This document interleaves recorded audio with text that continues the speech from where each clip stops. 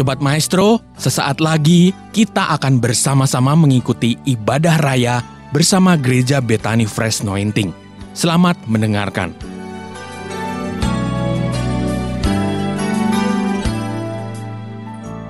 Haleluya, kami bersyukur pagi ini, hari ini Tuhan. Tuhan memberkati setiap kami dan sebagai tanda syukur kami mau buka hati kami untuk kebenaran firman-Mu. Berikan roh hikmat dan wahyu, berfirmanlah, sebab firman-Mu adalah kebenaran yang memerdekakan kami. Dalam nama Yesus, urapi hamba-Mu, urapi kami semua. Mari semua yang siap diberkati lambaikan tangannya dan sama-sama berkata, amin. Lebih mantap lagi katakan, amin.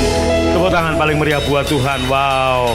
Silakan duduk saudara yang dikasih Tuhan, shalom. Ya, yang online juga, gimana kabarnya? Sehat, kuat, makmur. Amin. Sehat, kuat, makmur. Katakan amin. Ya, minggu lalu kita belajar tentang hisop. Hisop adalah perabot yang paling kecil di rumah Tuhan. Hisop adalah perabot paling kecil dalam tabernakel, dalam bait Allah. Dan hisop itu berfungsi untuk dicelupkan ke darah korban dan dipercikkan ke tempat-tempat, ke orang-orang dan ke benda-benda. Nah, itu dalam perjanjian lama. Dalam perjanjian baru, hisop adalah anggota atau hisop adalah perabot yang paling kecil dalam bait Tuhan di perjanjian baru. Bait Tuhan dalam perjanjian baru adalah tubuh kita.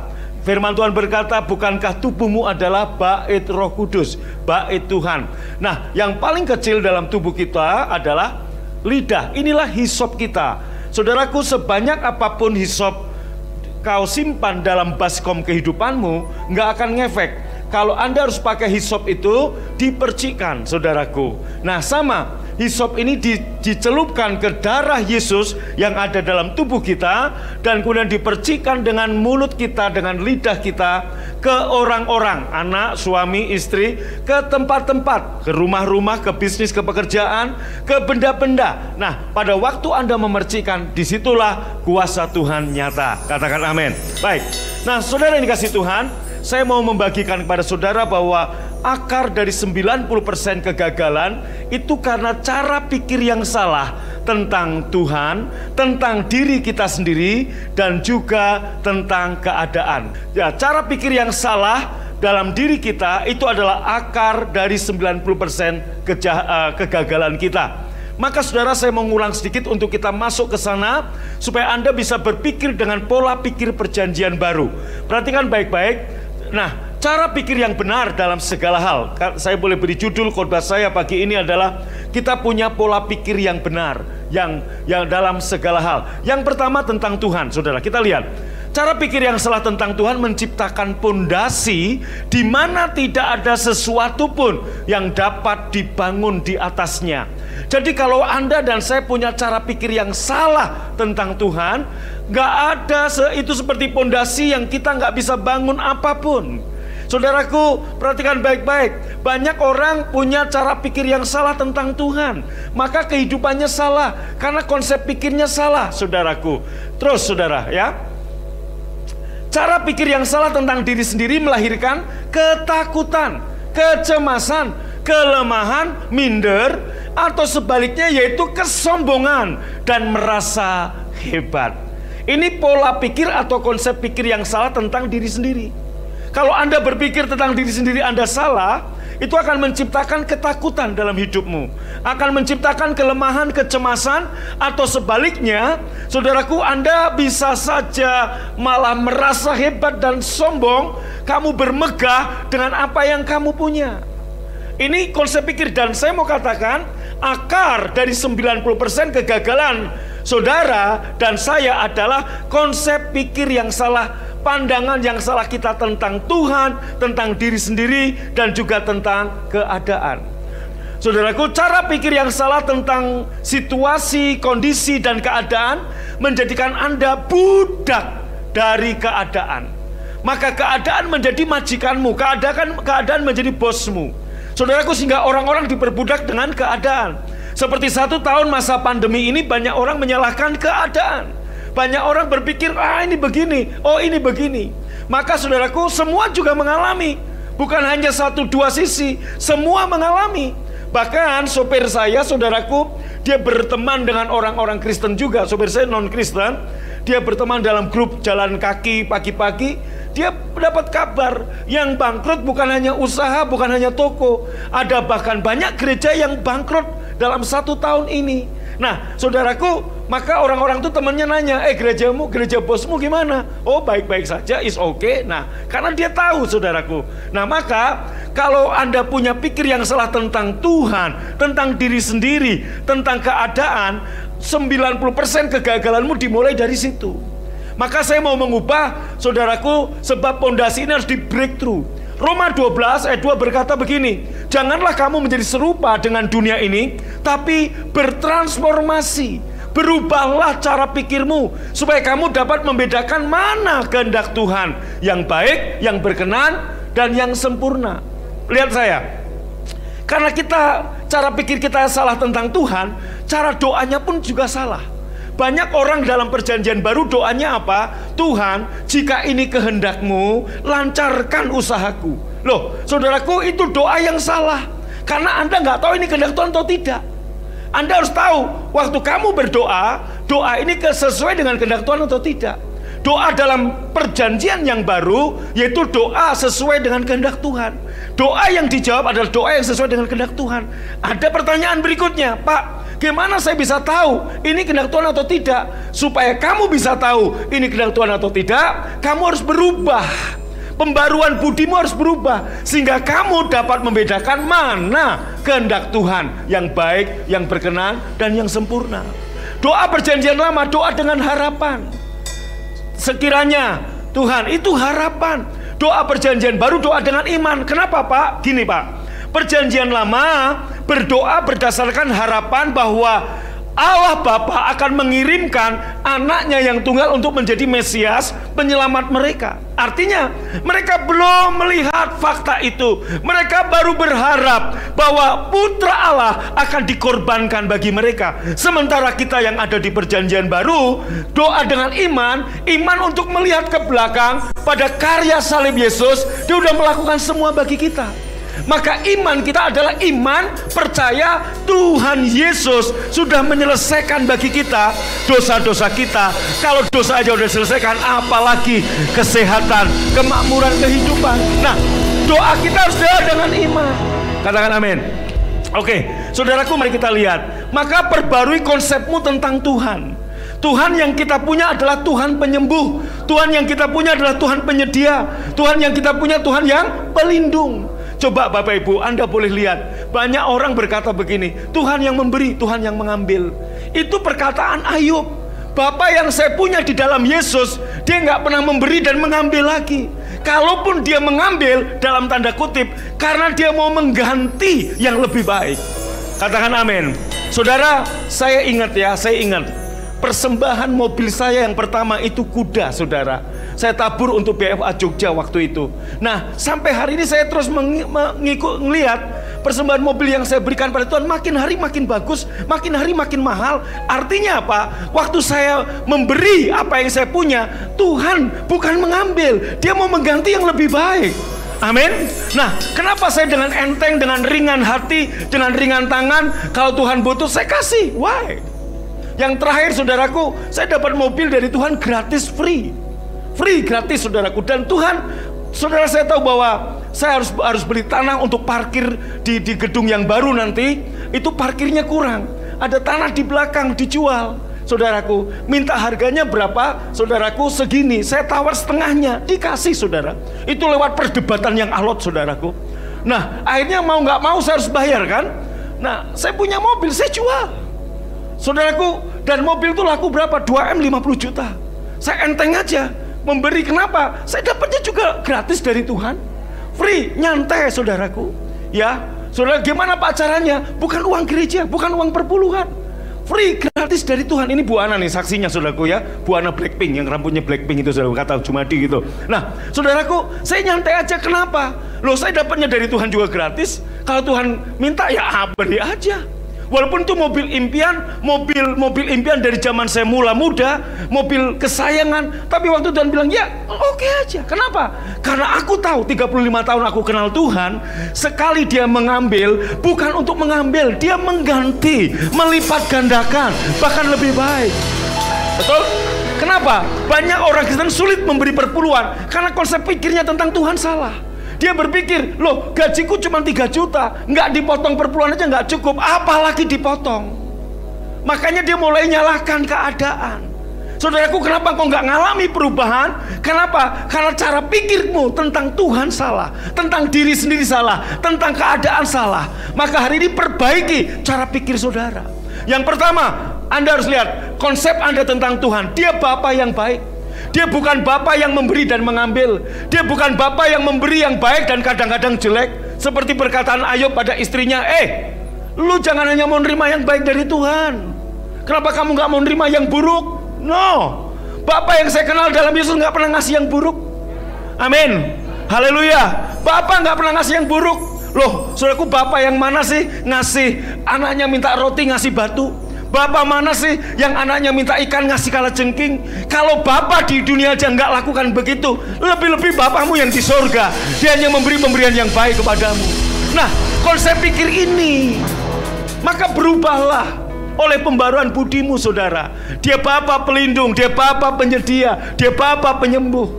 Maka saudaraku, Rabu ini kita peletakkan batu pertama. Dan saya tahu secara fakta dana yang kita perlukan masih jauh dari mencukupi. Tapi aku yakin, kenapa? Dia menyediakan. Dia Bapa yang menyedia. Katakan yes, amin. Kenapa kita nggak bisa percaya? Karena kita lahir dari daging, terbiasa dengan daging, dan kita belum berubah dengan cara pikir ilahi. Oke, kita terus saudaraku. Perbarui konsep Anda tentang dirimu. Kamu adalah ciptaan baru di dalam Kristus. Lihat baik-baik. Saya lahir tahun 67. Saudaraku lahir dari daging. Nah, saudara, setelah kemudian tahun 85 saya mengalami kelahiran baru. Berarti saya ini adalah ciptaan baru. Dari 85 ke 67 ini sudah nggak ada. Benih ini sudah mati. Saya lahir dengan benih firman Allah. Ciptaan baru, benar-benar baru, belum pernah ada sebelumnya. Nah, maka masa lalu saya bukan dimulai dari tahun 67. Masa lalu saya dimulai dari tahun 85. Maka di dalam Kristus, masa lalu kita pun penuh dengan sukacita. Bukan masa lalu yang penuh dengan kepahitan. Lupakan apa yang di belakangmu. Mulai dari titik di mana saat engkau lahir baru. Artinya engkau mati disalib bersama Kristus dan engkau hidup bersama dengan Kristus. Dari situlah engkau mulai. Maka perjalanan hidupmu mulai dari titik di mana engkau mati dan hidup bersama dengan kematian Yesus. Disitulah engkau mulai berjalan. Perjalanan hidupmu hanya satu arah, ke depan dan ke atas. Kita beri tepuk tangan, katakan amin. Terus, maka setelah kamu tahu kamu ciptaan baru, temukan identitasmu. Sebab kelakuan dan juga fasilitas akan menyusul dari identitas. Betul apa betul? Gini saudaraku, kalau identitas Anda gelandangan, kelakuan Anda kayak gelandangan. Kalau identitas Anda anak raja, Anda akan berjalan pun berbeda. Kenapa banyak orang di gereja, masuk gereja dan keluar dari gereja tetap tertunduk bahkan ketakutan? Karena khotbah-khotbah yang dikhotbahkan gereja masih bersifat penghukuman, masih bersifat nakut-nakutin. Injil itu kabar baik, Injil itu kabar sukacita. Tentunya Anda mendengar, Anda bersukacita. Anda menerima kabar baik, Anda bersukacita. Bukannya tertunduk tambah takut, no. Amin, haleluya. Anda boleh lihat saudaraku, ada banyak hamba-hamba Tuhan di YouTube, khotbahnya nakut-nakutin jemaat. Sepertinya begini, sulit banget. Loh, Yesus aja saudaraku begitu khotbah semua sukacita kok. Injil itu kabar baik, good news, kabar sukacita. Tentunya namanya kabar sukacita, orang yang mendengarnya bersukacita. Betul nggak? Kecuali kamu menolaknya. Banyak orang Kristen doanya gini, Tuhan berkati dong tokoku, Tuhan berkati dong hidupku. Itu doa orang perjanjian lama. Kamu sudah diberkati. Kenapa kamu minta apa yang sudah menjadi milikmu? Mirip anak sulung. Itu banyak orang Kristen hari ini seperti anak sulung.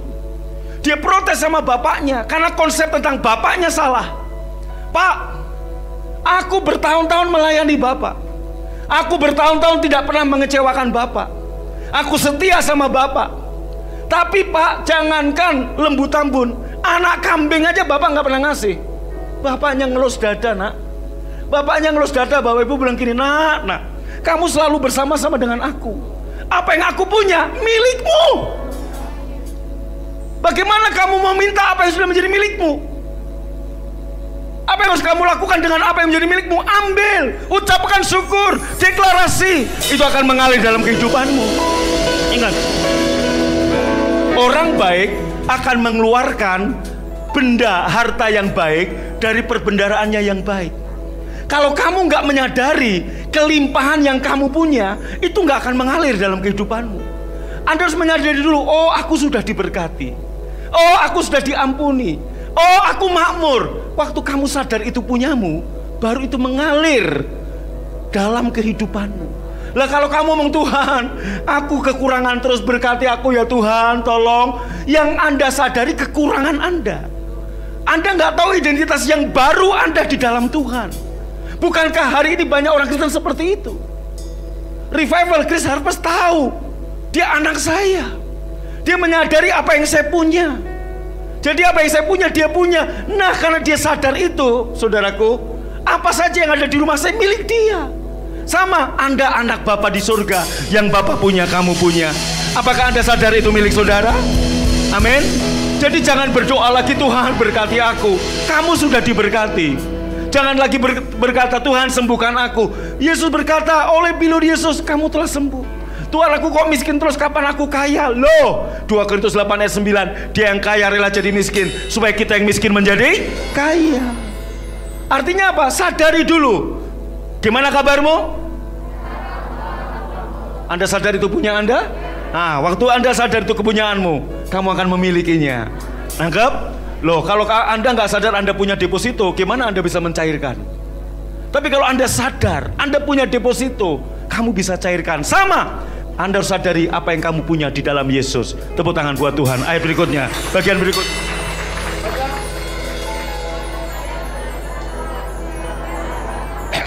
Iya, Anda sudah dibenarkan. Anda hebat di dalam Yesus. Anda sudah dikuduskan. Betul? Ini identitas kita yang baru. Berikutnya, saya dikenan Tuhan. Terus, saya maka saudaraku ingat, bagian Anda mengucap syukur, bagian Anda mendeklarasikan promosi yang Tuhan beri kepadamu. Bagian saudara adalah mengucap syukur atas cinta kasih yang sudah Tuhan berikan kepadamu. Bagian saudara bersyukur dan mendeklarasikan atas berkat kelimpahan yang sudah Tuhan berikan kepadamu. Tepuk tangan paling meriah, katakan amin. Terus baca sama-sama.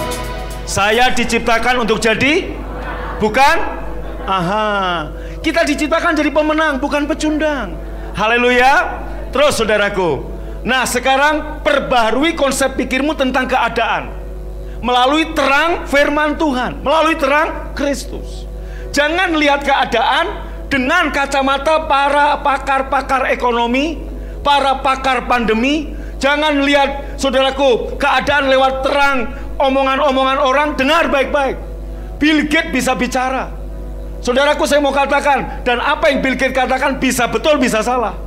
Tapi firman Tuhan gak pernah salah. Maka lihat keadaan dengan apa? Kacamata, lensa firman Tuhan. Apa sih saudaraku? Mari lihat. Untuk kenapa keadaan ini, waktu Anda lihat dengan terang firman Allah, Anda terlahir dari keluarga sederhana, Anda terlahir dari keluarga yang begini, lihat dengan lensa firman Tuhan, maka kamu bisa melihat Tuhan mengizinkan itu terjadi untuk mencapai tujuannya dalam hidup saudara. Halo? Amin. Saya terlahir dari keluarga yang gak mampu. Tuhan izinkan itu terjadi untuk saya melihat, saudaraku, rencana Tuhan, tujuan Tuhan tercapai dalam hidup saya. Katakan yes. Oke, sekarang kita lihat. Keadaan sekarang bersifat sementara. Keadaanmu sekarang bersifat sementara. Ini pandemi sementara. Sedangkan cinta kasih Allah kekal. Firman Allah kekal. Katakan haleluya. Amin. Yes. Pak, tapi keadaan saya hari ini kurang baik. Sementara. Amin. Pak, bisnis lagi kurang bagus. Sementara. Pak, tapi begini. Sementara. Pak, saya jual rumah kok belum laku-laku. Sementara. nanti juga pasti laku, saudaraku. Amin. Pak, kayaknya kok saya di PHK sementara. Lihat dengan terang kasih Tuhan. Terus, saudaraku, jadilah pelaku firman. Maka keadaan Anda pada akhirnya akan tunduk pada otoritas Anda di dalam Kristus. Oke, dalam masa yang sukar begini, masa pandemi begini, banyak orang kesulitan keuangan. Saya mau kasih tahu, bagaimana keadaan kesulitan keuangan itu tunduk kepadamu. Jadilah pelaku firman. Kenapa banyak orang Kristen sulit memberi perpuluhan? Karena dia nggak kenal Tuhannya. Dia konsep berpikir tentang Tuhan salah. Betul, saudaraku. Tapi waktu saya mau kasih tahu saudara, 35 tahun saya ikut Tuhan. 35 tahun saya ikut Tuhan. 35 tahun Bapak Ibu saya melayani Tuhan. Dan sekali-kali saudaraku, dari tahun 85 begitu saya lahir baru, kiriman uang dari om saya 50.000 sebulan. Dan saya harus potong perpuluhan, saya tahu perpuluhan, saya kasih 5.000. Saudaraku, nggak potong perpuluhan aja saya kurang. Maka saudaraku, zaman saya kuliah, saya selalu pakai kemeja. Kenapa? Sambil saya kuliah, saya kerja.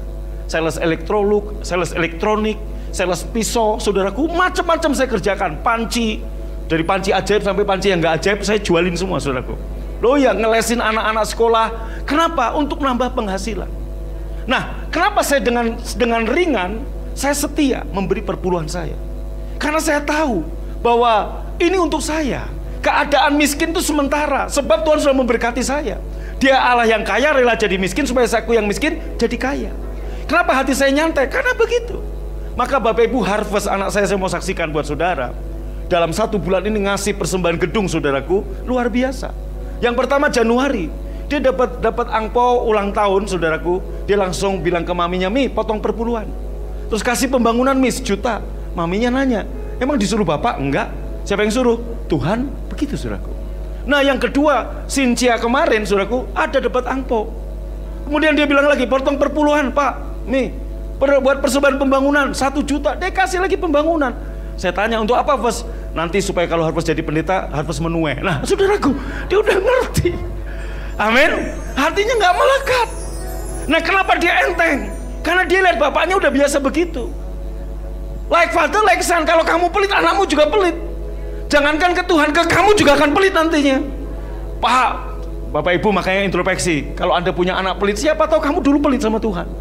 Maka apa yang kamu tabur, kamu tuai. Kalau kamu murah hati, bapakmu juga murah hati, anakmu akan murah hati sama kamu. Amin. Haleluya. Yes. Kurang mantap nih aminnya ya. Oke. Nah, saudaraku, jadilah pelaku firman. Maka keadaanmu pada akhirnya tunduk pada otoritasmu di dalam Kristus. Itu dia. Jadi pelaku firman. Nah, saudara, yuk terus kita lihat sekarang. Nah, ini yang banyak pondasi yang kita salah. Karena kita ini ada di Indonesia, ya. Begitu mendengar kata bertobat atau pertobatan yang ada dalam pikiran saudara dan saya apa coba? Pasti kita akan berpikir berbalik dari dosa. Betul? Iya. Betul Pak Steven ya? Pak Miming, begitu dengar, ayo bertobat. Yang kita pikir adalah, ayo berbalik dari dosa. Ternyata kata bertobat yang Tuhan pakai bukan berbalik dari dosa. Karena berbalik dari dosa tidak menyelamatkan saudara. Mungkin bingung loh. Kelihatan dari wajah-wajah Anda, syukurin lo bingung. Kata Yunani, nah, maka kata pertobatan yang dipakai Yesus di Alkitab itu diambil dari kata Yunani metanoia, yang artinya perubahan pikiran, perubahan cara pikir, bukan berbalik dari dosa. Maka Yohanes 3:16, karena begitu besar kasih Allah kepada dunia ini sehingga dia mengandungkan anaknya tunggal, dan barang siapa yang bukan bertobat loh, bukan bertobat berbalik dari dosa loh, percaya. Oke, saya jelaskan supaya ini. Jadi pertobatan artinya apa? Artinya berubah cara pikir, nggak lebih nggak kurang, bukan berbalik dari dosa. Berbalik dari dosa menjadikan Anda mungkin lebih bermoral, lebih baik, tapi nggak menyelamatkan. Orang-orang agama lain juga berbalik dari dosa. Bahkan ahli Taurat, orang Farisi begitu lihat dosa mereka menghindar. Apakah mereka selamat? Tidak. Hari Sabtu saya ketemu dengan notaris berjilbab. Ada Chris di situ. Dan ada orang-orang lain. Mereka tanya, Pak, kok Bapak optimis? Oh, Bapak kok sukacita? Apa sih, Pak? Saya ceritakan. Kemudian mereka tanya, Pak, apa sih bedanya kekristenan dengan agama lain? Oh, kesempatan saya saksikan nama Yesus, saya beritakan Injil. 4.300 agama, Bu, dan kepercayaan di seluruh dunia. 99,9% menekankan pada perbuatan kita untuk kita selamat, untuk kita sehat, untuk kita makmur, untuk kita diberkati. Tapi kekristenan bukan begitu. Kita selamat, kita sehat, kita makmur bukan karena apa yang saya buat, tapi apa yang Yesus buat. Oh, saya saksikan, saudaraku. Mata mereka jadi melongo. Oh, gitu, Pak? Iya. Kesempatan dong. Oh, nggak ada kesempatan pemberitaan Injil aja saya harus memberitakan Injil, apalagi diberi kesempatan sekalian, saudaraku. Jadi kita nggak bicara soal tanah, kita nggak bicara soal harga, kita bicara soal Injil kemarin. Haleluya. Oh, puji Tuhan, amin. Oh iya, haleluya. Nah, jadi saudaraku, pertobatan itu apa? Apa sih artinya bertobat? Saya mau kasih analogi supaya Anda nggak bingung. Coba ceritakan ke saya, Pak Novian, apa sih sepak bola? Apa sih football? Maka Anda akan menjawab seperti yang dilakukan oleh pemain Persib dan Barcelona. Betul? Itulah sepak bola. Tapi kalau saya tanya ke orang Amerika, dia nggak akan jawab begitu. Football, kata Amerika, orang-orang Amerika nggak seperti yang kita mau, nggak seperti yang kita jelaskan. Football dan soccer beda. Yang kita lakukan di Indonesia itu soccer. Yang orang Amerika kalau tanya football, itu ya football. Betul? Itu. American football tahu? Ya pakai tangan, ya pakai kaki, ya tendang, nuduk, ya tabrak-tabrakan, ya begitu. Itu football. Nah, sama kata bertobat, kalau saya tanya, maka akan ada dua jawaban. Orang yang memandang dengan sisi hukum Taurat akan berkata berbalik dari dosa. Tapi yang Yesus maksud bukan itu. Kita lihat ayatnya. Yuk, Markus 1 ayat 15. Waktunya telah genap, kerajaan Allah sudah dekat. Baca sama-sama. Bertobatlah dan percayalah kepada Injil. Jadi apa yang dimaksud Tuhan? Dengarkan baik-baik. Bertobatlah di sini bukan berarti berbalik dari dosa. Bertobat yang dimaksud Yesus artinya apa? Percaya kepadaku dan percaya kepada Injil yang kuberitakan. Maka, saudaraku, keselamatan Anda bukan karena Anda berbalik dari dosa. Kalau keselamatan Anda karena Anda berbalik dari dosa, berarti itu masih usaha Anda.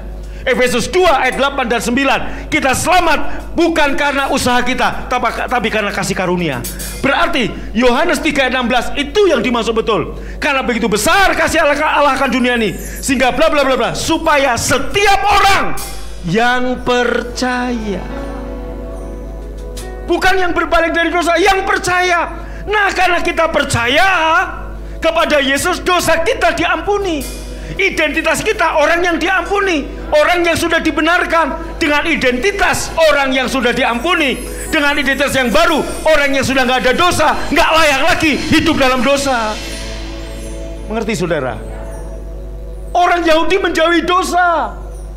Ahli Taurat begitu ada dosa, bahkan perempuan yang kedapatan berzina ditangkap, ditaruh ke Yesus, najis. Itu nggak menyelamatkan mereka. Yang menyelamatkan saudara dan saya, waktu Anda percaya Yesus juru selamat bagi Anda. Anda selamat, dosamu diampuni, identitasmu yang baru, orang-orang yang nggak punya dosa. Identitasmu yang baru, orang-orang kudus. Katakan amin. Nggak layak hidup seperti anjing yang kembali ke muntahan. Nggak layak hidup seperti babi kembali ke kubangan. Anda dan saya orang-orang yang sudah dikuduskan, dari gelandangan jadi anak raja. Amin. Oke, saudara, terus dalam Markus 1 ayat 15 Yesus bicara kepada yang belum percaya. Belum percaya kepada Dia. Terus arti kalimat Yesus adalah ubahlah pikiranmu yang tidak percaya, percayalah kepadaku dan Injil, kabar baik yang kuberitakan. Haleluya. Terus pertobatan adalah percaya. Nah, saudara dan saya, ini dia baik-baik. Anda lahir dalam daging dan terbiasa hidup karena melihat, baru percaya. Perhatikan, saya lahir tahun 67 dari daging. benih bapak dan ibu saya. Terbiasa hidup dalam daging. Terbiasa hidup melihat dulu baru percaya. Itu manusia jasmani kita. Maka saudaraku, masa lalu Anda jangan dimulai dari waktu Anda lahir secara daging. Kenapa kamu salah berpikir? Karena kamu mikir masih di sini. Sama-sama lah kita katakan lahir tahun 67. Kita lahir baru tahun 85. Nah, mulai dari sini Anda lahir dari roh. Dan mulai biasakan walk by faith, not by sight.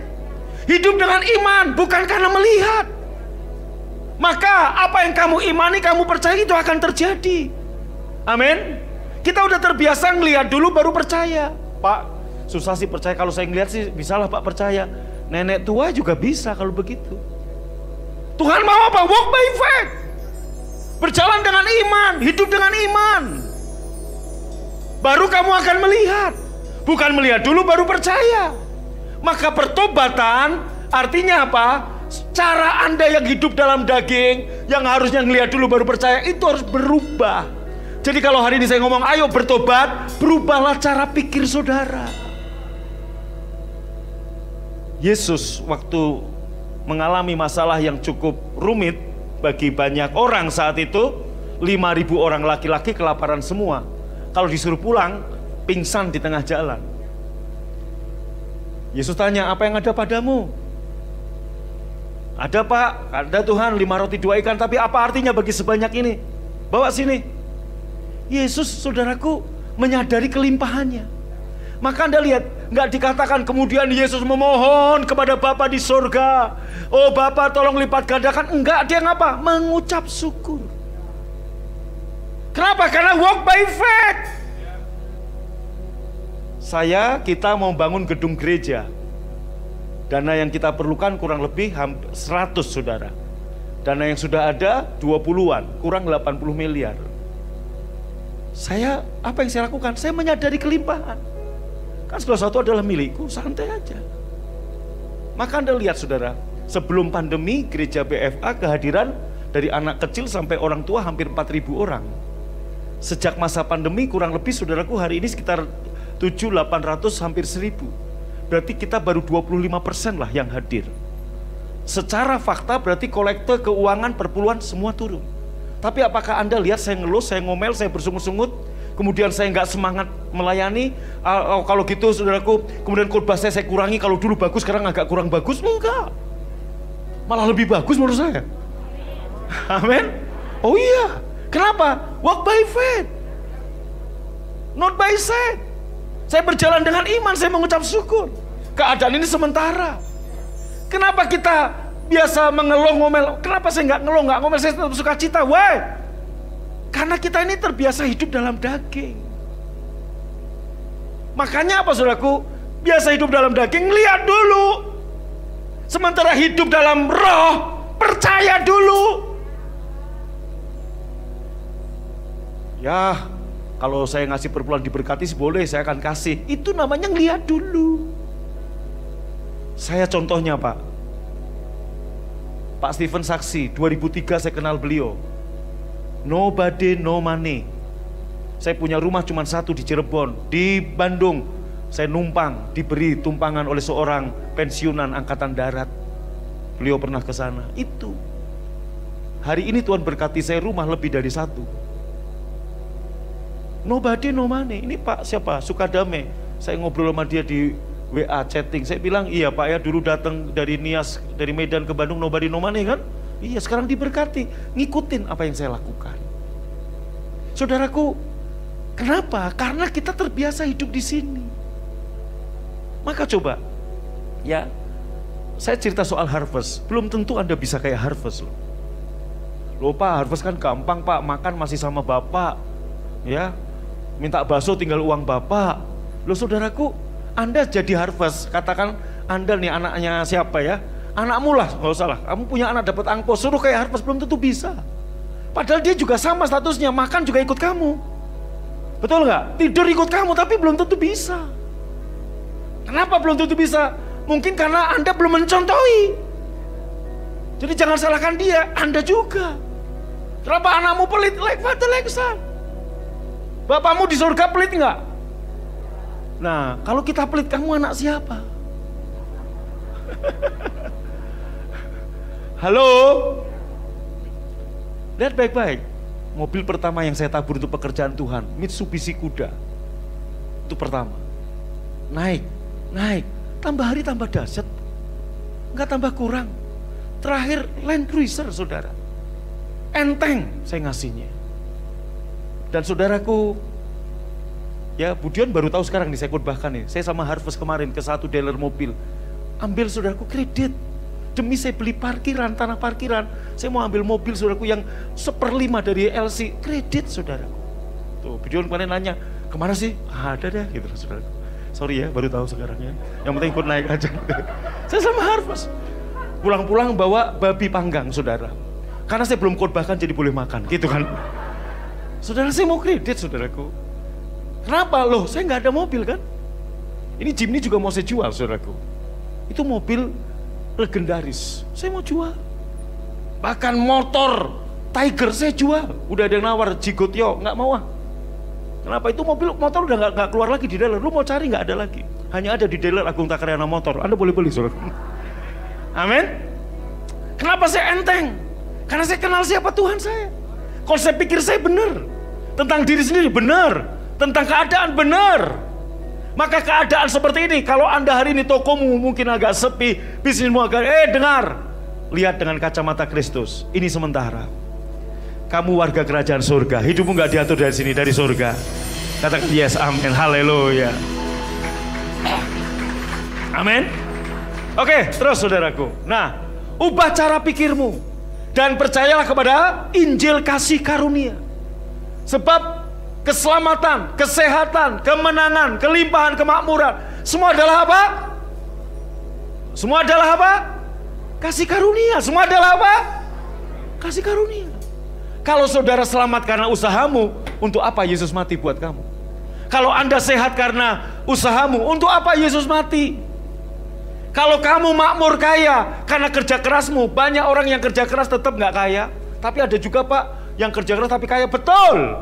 Tapi dia harus kerja keras membanting tulang.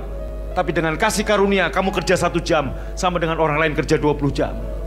Berkat Tuhanlah yang menjadikan kamu kaya. Maka jangan salahkan keadaan. Lakukan firman, maka keadaan akan tunduk kepadamu. Jadilah pelaku firman. Udah gampang. Haleluya. Amin. Lain contoh saudaraku, saya mau beritahu saudara. Banyak orang ya dengar khotbah saya berpikir gini, wah itu teologi kemakmuran. Saya udah sering dengar itu dari tahun 2003 Pak. Saya konsisten dari 2003 saya masuk Bandung, saya udah khotbah ini. Oh itu hyper grace, dulu belum ada istilah hyper grace. Ini khotbah saya dari dulu begitu. Kenapa saudara? Justru saya yang konsisten, mereka yang gak konsisten. Kenapa? Anda lihat siapa gereja manapun, mau Katolik, mau Pentakosta, mau Protestan, mau Karismatik, tidak ada yang menolak Mazmur 23. Betul? Ada lagunya, Tuhan adalah gembalaku, takkan kekurangan aku. Tahukah Anda Mazmur 23? Kalau itu diterjemahkan, itulah teologi kelimpahan, itulah teologi kemakmuran. Kenapa? Kita baca Mazmur Daud, Tuhan adalah gembalaku. Baca sama-sama. Baca yang keras. Takkan. Kalau nggak kekurangan berarti apa Pak Novian? Kelimpahan. Yohanes 10 ayat 10, aku datang untuk memberi kamu hidup dan hidup dalam segala teologi kelimpahan. Setuju? Mereka nolak tentang kelimpahan kemakmuran. Lah Mazmur 23 teologi kelimpahan. Tuhan adalah gembalaku, takkan kekurangan aku. Kalau gembala saudara Pak Udin, gembala saudara Pak Jono, Anda bisa kekurangan. Gembala kita Tuhan, takkan kekurangan kamu. Ayat berikutnya, baca sama-sama. Ia membaringkan aku di padang yang berumput hijau. Di padang yang berumput hijau. Makanan domba itu apa Pak Bu? Rumput. Pak Novian, saya mau tanya, domba dikasih 1 ikat rumput kenyang nggak? Hah? Kenyang? Bapak pernah makan rumput? Belum kan? Saudara, domba dikasih 1 ikat sama petani yang ngumpulin rumput, bukan hanya kenyang, more than enough. Satu ikat yang dipikul lebih dari cukup untuk satu domba. Itu petani yang bisa berikan. Satu ikat bukan untuk satu domba, untuk beberapa domba itu pun cukup. Yang Yesus berikan padamu bukan satu ikat. Kamu dibaringkan di padang. Sejauh mata Anda memandang rumput hijau, sejauh mata Anda memandang makanan. Kelimpahan apa tidak? Satu ikat aja udah kelimpahan, apalagi satu padang. Nah, teologi kemakmuran nih Daud ini. Ayo kita masukin di medsos. Daud, kamu teologi kemakmuran, teologi kelimpahan ini. Lihat, memberikan aku di padang yang berumput hijau, yang membimbing aku ke air yang. Dengar, domba itu takut air yang mengalir. Yesus gembala kita membimbing kita ke air yang tenang. Artinya apa? Sepanjang hidupmu engkau dibebaskan dari rasa takut. Sebab ketakutan bukan datang dari Tuhan. Amin. Jadi kalau kamu masih ada takut, kamu belum sempurna dalam kasih. Karena kasih yang sempurna melenyapkan ketakutan. Dan kasih yang sempurna hanya datang daripada Yesus. Kamu belum sempurna dalam kasih kalau kamu ada ketakutan. Maka saudaraku, jangan takut. Hadapi apapun, jangan takut. Yesus sudah memberikan kasih yang sempurna kepada kita. Katakan amin, haleluya. Jangan mau ditakut-takuti sama pendeta, saudara ya. Haleluya, jangan mau ditakut-takuti dengan khotbah yang mengancam, yang menakut-nakuti. Sepertinya Anda di bawah penghukuman. Kita sudah dimerdekakan. Amin. Bersikaplah sebagai orang merdeka. Kita sudah dikuduskan, hiduplah sebagai orang kudus. Kita sudah dibenarkan, hiduplah sebagai orang benar. Berikutnya saudara, ia menyegarkan jiwaku, menuntun aku di jalan yang benar. Perhatikan, kalau sepertinya pintu tertutup, jalan tertutup bagimu, jangan ngomel, jangan bersungut-sungut. Sebab Tuhan tahu, kamu nggak tahu. Di depan langkahmu 10 langkah lagi kamu bisa masuk lubang. Maka Tuhan tutup supaya kamu nggak ke sana. Kamu tahu nggak saudaraku, bahkan Bileam dukun itu Tuhan tutup jalan. Karena kalau dia melangkah dimatiin sama malaikat. Betul? Lewat apa? Kudanya Bileam. Melihat ada malaikat, dia nggak mau jalan. Itu kuda dipukul, ayo jalan. Sampai kuda bisa ngomong. Masa kucing atau anjing di rumah sudah harus ngomong pada saudara? Baru Anda bertobat, Anda berubah cara pikirmu. Halo? Akhir November, sepertinya jalan untuk menuju IMB tertutup bagi gereja kita. Saya lemes, tapi kemudian saya mengucap syukur. Tuhan, aku bersyukur walaupun aku nggak tahu untuk apa aku bersyukur. Itu yang saya katakan, jujur. Perjalanan saudaraku itu di Pekalongan saya terima kabar. Sampai Surabaya saya hanya lemes. Revival dan Petrus driver saudaraku lihat saya lemes. Tapi saudaraku, malam itu saya nggak bisa tidur. Saya hanya memuji Tuhan, saya bersyukur. Tuhan yang ngomong gini, kamu nggak ngerti apa yang kulakukan. Tapi seperti yang pernah kamu khotbahkan, kalau pintu ini aku tutup karena kamu nggak tahu apa yang ada di sana. Tapi kamu lihat, aku akan buka pintu yang bagus buat kamu. Nah, ini dia. Tuhan akan membimbing engkau ke jalan yang benar. Tepuk tangan paling meriah buat Tuhan. Katakan amin. Sekalipun aku berjalan dalam masa pandemi lembah kekelaman, nggak ada yang perlu kita takutkan. Christ in you. Tuhan beserta kita. Tongkatnya dan gadanya itulah menjadi penghiburan kita. Ada perlindungan, ada gada, ada tongkat. Saudaraku, dengarkan baik-baik. Pak, tapi lawannya ini virus Pak, nggak kelihatan. Gada Tuhan melihat saudaraku, menutupi, melindungi engkau, menjaga engkau. Jangan percayanya dengan secari kertas saudaraku. Hasil pemeriksaan swab kayak PCR kayak antigen atau yang baru genos, percayalah firman Tuhan, hidupmu tersembunyi di dalam Yesus. Tepuk tangan paling meriah, katakan amin. Ayat terakhir saudaraku, engkau menjadikan hidangan bagiku di hadapan lawanku. Apa hidangan yang Tuhan beri? Kemenangan, kesehatan, kemakmuran. Benar-benar ini teologi kelimpahan, luar biasa. Semua gereja menerima ini, tapi kok nggak mau menerima kelimpahan yang Yesus katakan dalam Yohanes 10 ayat 10. Yang Yesus katakan dalam 2 Korintus 8 ayat 9. Dia kaya dan rela jadi miskin supaya kita yang miskin menjadi kaya. Kenapa kita nggak mau terima ini? Tapi kita terima Mazmur 23. Jangan inkonsisten, konsistenlah. Kalau nggak mau terima ini, jangan terima Mazmur 23. Betul? Khotbah saya dari dulu begitu saudaraku. Orang mau ngecam apa, mau disebut teologi kemakmuran, gak masalah. Mau dibilang hyper grace, no problem. Yang penting saudaraku, saudara dan saya diberkati Tuhan. Kita sehat, kuat dan makmur. Katakan amin. Amin. Lihat nenek moyang saudara, Abraham, Ishak. Yakub, saya mau tanya, mereka orang-orang miskin di dunia? Enggak, mereka pengusaha-pengusaha kaya. Jadi kaya di dalam Tuhan, itu kehendak Tuhan. Katakan yes. Waktu Tuhan menciptakan manusia, ditaruh di Taman Eden, Adam dan Hawa, enggak kekurangan satupun. Kebutuhan primer, kebutuhan sekunder, bahkan kebutuhan tersier Tuhan sediakan. Ada damar bedola, ada zamrud, ada krisopas, ada apalagi emerald, semua Tuhan sediakan. Yang kinclong-kinclong Tuhan sediakan. Karena Tuhan tahu wanita dari dulu senangnya yang kinclong, saudaraku. Betul enggak? Ya toh ya. Pada ketawa, betul itu dia, saudaraku. Haleluya. Makanya semua wanita kalau lihat yang kinclong keluar air liur, suaminya keluar air mata. Tapi mulai hari ini suaminya gak akan keluar air mata. Beli mah, gak apa-apa mah. Amin. Haleluya. Tepuk tangan paling meriah buat Tuhan. Bangkit berdiri. I can do all things to Christ who strengthen me. I can do all things to Christ. I can do all things to Christ who strengthen me. I can do all things to Christ. Sekali lagi, I can do all things. I can do all things to Christ who strengthen me. I can do all things to Christ in me.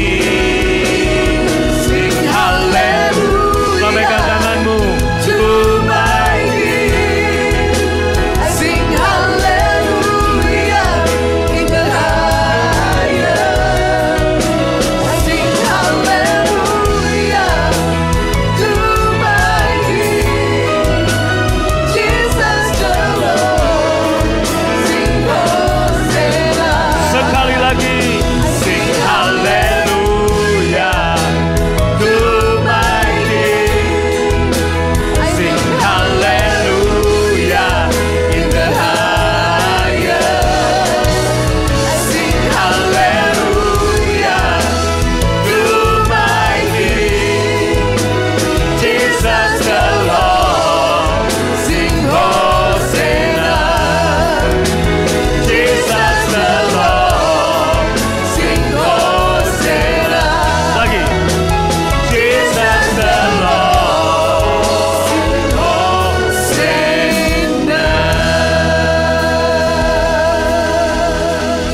Mari angkat roti dengan tangan kanan saudara. Setiap kali kamu makan roti dan minum cawan ini, ingatlah akan karya salib Yesus.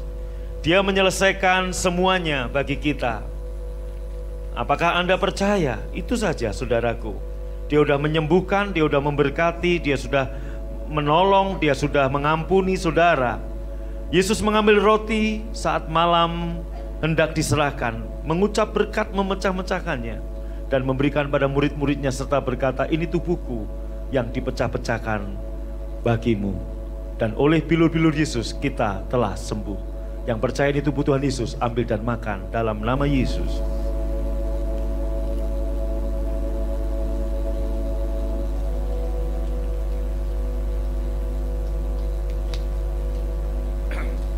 Mari angkat cawan dengan tangan kanan Bapak Ibu Saudara lebih tinggi dari kepala saudara.